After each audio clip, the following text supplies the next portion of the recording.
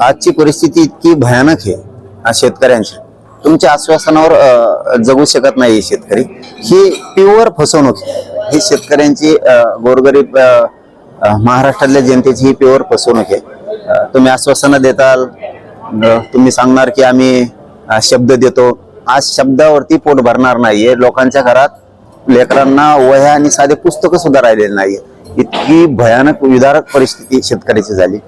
त्यांच्या जनावरांपासून पिकापासून सगळं वाहून गेलं आणि तुम्ही शब्द देणार किंवा आश्वासन देणार याच्यावरती शेतकरी जगू शकणार नाही। फसवलं, पुन्हा एकदा शेतकऱ्यांना सरकारनं फसवलं। 30 जून म्हणजे मेला ना शेतकरी तोवर।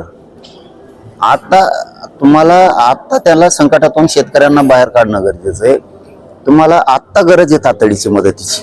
म्हणजे एखाद्या पेशंटला आता हॉस्पिटलला नेऊन इंजेक्शन देण्याची गरज आहे, तुम्ही म्हणताय त्याला 6 महिन्यांना नेऊ, ते जगणारच नाहीये। ही सरकारनं चालवलेली शेतकऱ्यांची 100% फसवणूक आहे आणि याचे परिणाम सरकारला भोगावे लागणार आहेत।